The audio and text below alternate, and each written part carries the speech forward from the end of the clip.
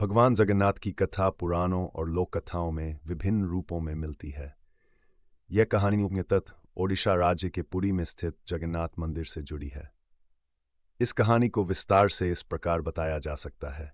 कथा के अनुसार बहुत पहले सतयुग में मलवा के मालवा राज्य के राजा इंद्रद्युम्न भगवान विष्णु के परम भक्त थे। एक दिन उन्हें स्वप्न में भगवान विष्णु ने दर्शन दिए और बताया कि नीलांचल पर्वत पर नीलमाधव नाम की एक दिव्य मूर्ति है। राजा ने उस मूर्ति की खोज के लिए अपने मंत्रियों को भेजा। उनके मंत्री विद्यापति नीलांचल पर्वत पहुंचे और वहां उन्हें एक आदिवासी राजा विश्ववसु मिला, जो नीलमाधव की पूजा करता था।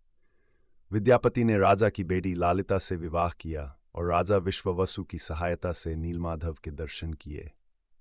उन्होंने राजा इंद्रद्युम्न को सूचना भेजी, लेकिन जब राजा वहां पहुंचे तो नीलमाधव की मूर्ति गायब हो चुकी थी।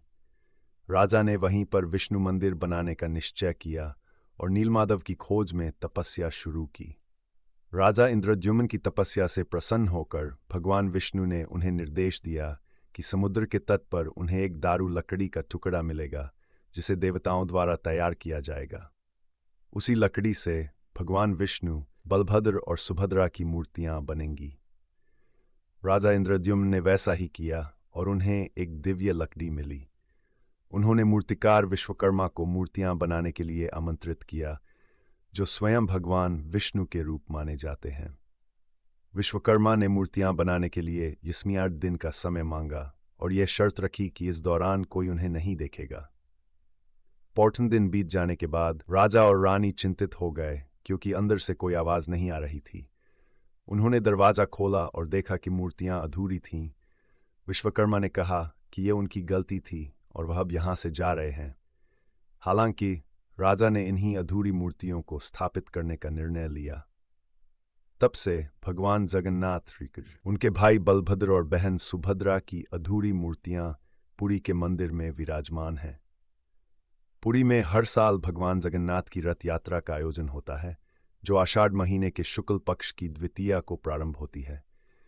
इस यात्रा में भगवान जगन्नाथ, बलभद्र और सुभद्रा को 3 विशाल रथों में रखा जाता है और उन्हें गुंडिचा मंदिर तक ले जाया जाता है, जो उनके मौसी का घर माना जाता है। इस यात्रा में लाखों भक्त भाग लेते हैं और रथों को खींचने का सौभाग्य प्राप्त करते हैं। भगवान जगन्नाथ से जुड़ी कई अन्य किंवदंतियां भी हैं। कहा जाता है कि महाभारत के युद्ध के बाद भगवान कृष्ण ने अपनी लीला समाप्त की और उनका हृदय एक दिव्य लकड़ी के रूप में परिवर्तित हो गया।